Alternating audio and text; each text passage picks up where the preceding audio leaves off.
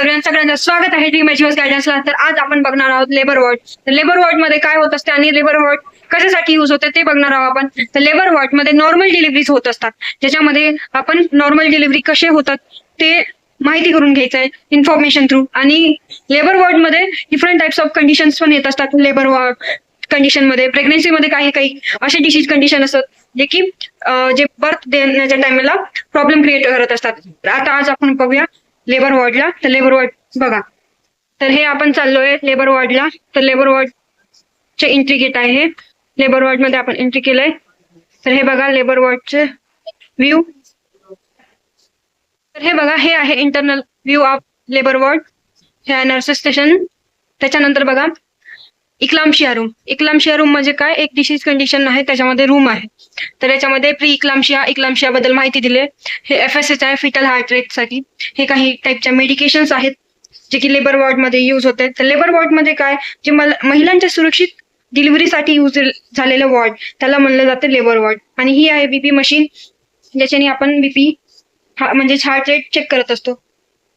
आणि हे FSH foetal heart rate, हे याच्याने आपण जे बेबी आहे न्यू बॉर्न, जे डिलिव्हरीसाठी महिला येतात त्यांच्या हार्ट रेट म्हणजे बेबीचे हार्ट रेट चेक करण्यासाठी.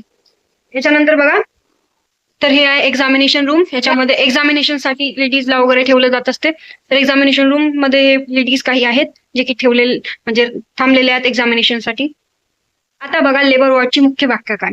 लेबर वॉर्ड म्हणजे जे असे गर्भवती महिला आहेत किंवा डिलिव्हरीवाल्या महिला आहेत ज्यांना सेफली डिलिव्हरी किंवा इमर्जन्सी डिलिव्हरी केली त्यालाच लेबर वॉर्ड असं म्हणलं जाते. आणि त्याच्यामध्ये वेगळ्या वेगळ्या टाईपचे ऍडमिशन्स होत असतात. ऍडमिशन करणं, इमर्जन्सी ऍडमिशन किंवा नॉर्मल ऍडमिशन होत असते. इमर्जन्सी ऍडमिशन मध्ये एकदम जास्त महिलाला पेन होत असेल, लेबर पेन होत असेल तरच त्यांना इमर्जन्सी मध्ये ऍडमिट करत असतात. आणि ज्या महिलाला कॉमन पेन नॉर्मल डिलिव्हरी दिली आहे त्यांना सुद्धा ऍडमिट केलं जाते लेबर वॉर्डला नॉर्मल डिलिव्हरीसाठी.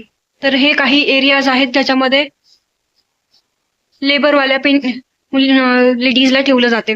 PNC म्हणजे जे लेडीजचे काही डिसीज कंडिशन वगैरे असले तर ह्या रूम मध्ये ठेवलं जाते. आणि इकडे बघितलं तर इकडे डिलिव्हरी होत असते रूम्स मध्ये.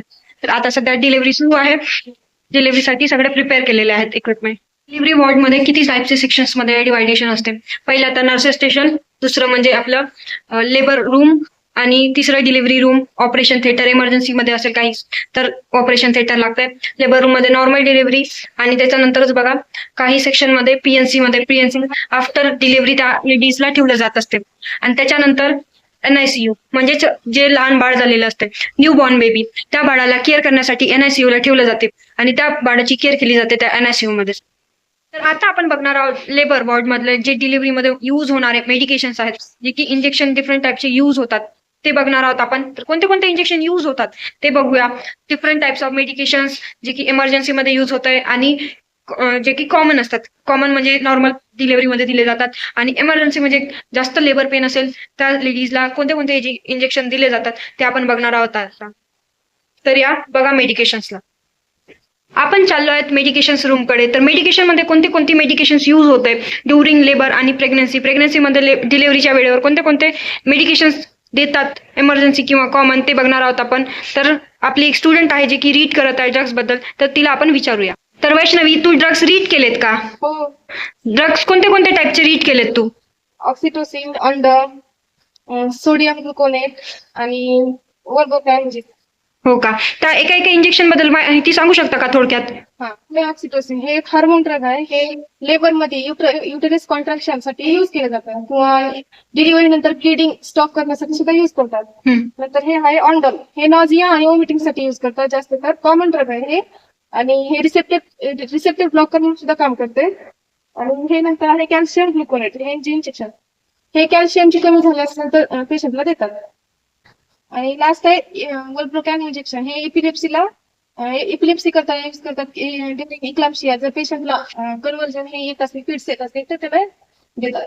बरं, हे कोणते ड्रग आहेत वैष्णवी? Common drug. आता दुसरे ड्रग कोणते रीड केलेत तुम्ही? इमर्जन्सी. तर इमर्जन्सी पण सांगू शकता का काही ड्रग्स? हो. इमर्जन्सी ड्रग मध्ये पुगाटामाइन, लॅबेट, सोडियम बायकार्बोनेट आणि रेक्झा एबी.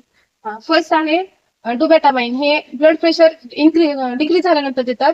पेशंटला जसं की शॉक आल्यानंतर कार्डिओजेनिक शॉक त्यासाठी युज करतात. तर जे ब्लड प्रेशर लो किती मध्ये होत असते सांगू शकता का? 120च्या कमी आणि 120/80च्या कमी झालं. बरं. सेकंड, नेक्स्ट आहे इंजेक्शन पॉज. तर पॉज कसं वर्क करत असते? पॉज हे साईड इफेक्ट दिसले जसं बीपी जर जास्त वाढला पेशंटला दुसरं इंजेक्शन दिल्यानंतर किंवा हार्ट रेट वाढली तर त्यासाठी युज करतात. हार्ट रेट वाढल्याने काय होत असते सांगू शकता का? हार्ट रेट म्हणजे त्याची टायफॉइड, ब्रॅडिकार्डिया, टॅकिकार्डिया. नेक्स्ट आहे एव्हिल. एव्हिल हे अलर्जी कमी करण्यासाठी कॉमन ड्रग आहे, युज करतात. जसं फक्त लेबरसाठीच नाही, प्रत्येक पेशंटसाठी जर अलर्जी झाली तर युज करतात. बरं. नेक्स्ट तर कोणतं आहे? नेक्स्ट आहे सोडियम बायकार्बोनेट.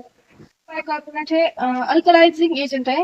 हे जर पेशंट मध्ये सोडियम किंवा पीएच हे जर कमी जास्त झालं तर त्यासाठी युज करतात. मेटाबॉलिक ऍसिडोसिस जसं रिनल फेल्युअर, नंतर कार्डियाक अरेस्ट त्यासाठी युज करतात. बरं.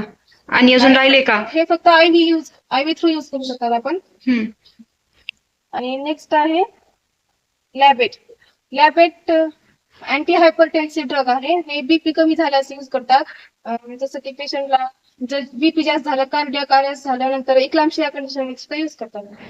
हे सगळे इमर्जन्सी ड्रग आहेत. ते इमर्जन्सी मध्ये लेबर किंवा कॉमन ड्रग बाहेर म्हणजे दुसऱ्या कंडिशन, हार्ट अटॅक अशा कंडिशन मध्ये सुद्धा युज करतात.